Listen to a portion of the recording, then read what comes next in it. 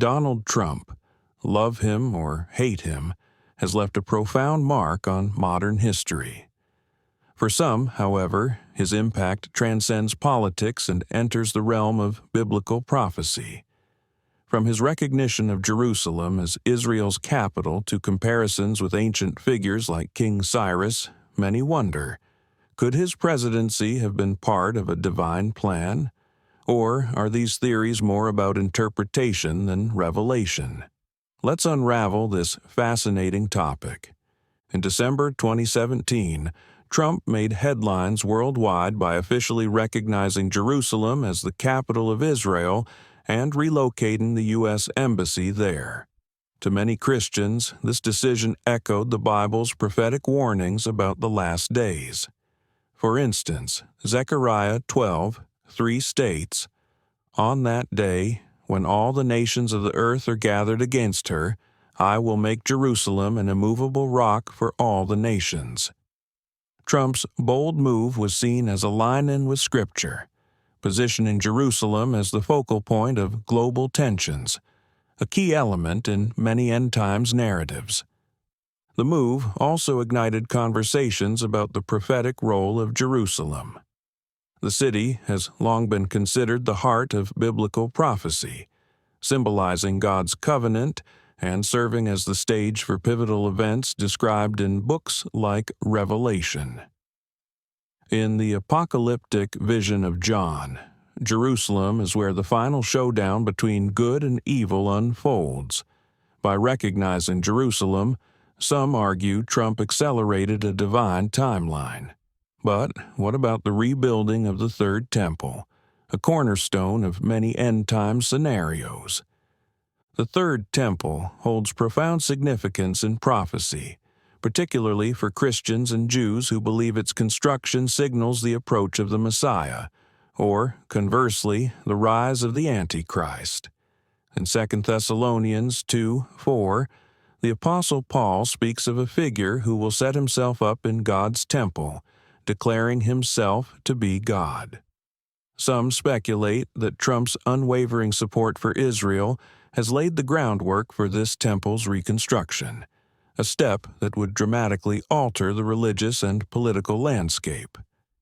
Interestingly, Trump's presidency sparked comparisons to an unlikely biblical figure, King Cyrus of Persia.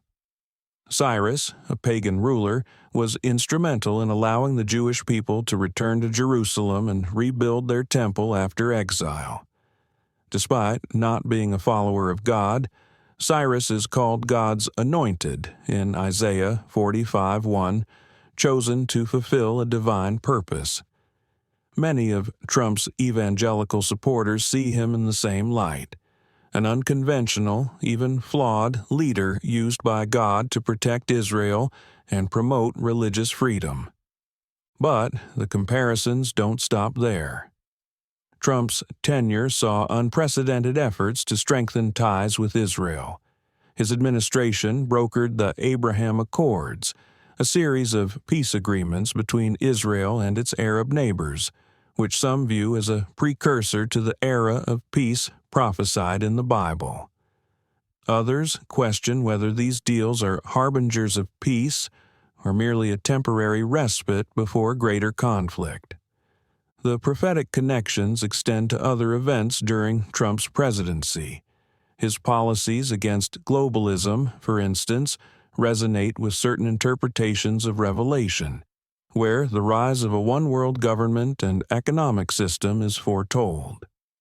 Critics of globalism argue that leaders like Trump, who emphasized national sovereignty and rejected international agreements, are fighting against the very systems described in apocalyptic literature. Yet, for every supporter who sees Trump as a vessel of divine purpose, some skeptics dismiss these claims as speculative.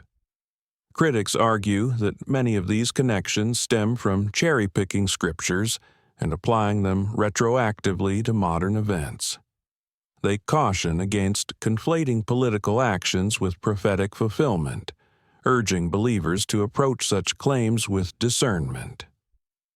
One of the most thought-provoking aspects of this discussion is how prophecy has historically been interpreted.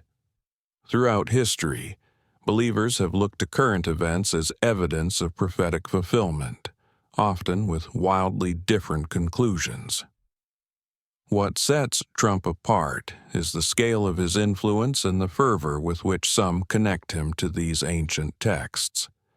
For instance, could his presidency simply reflect a cycle of leaders throughout history who rise to prominence during times of upheaval? Or does the sheer improbability of certain events, the recognition of Jerusalem, the Abraham Accords, and his unwavering support among evangelicals, point to something greater?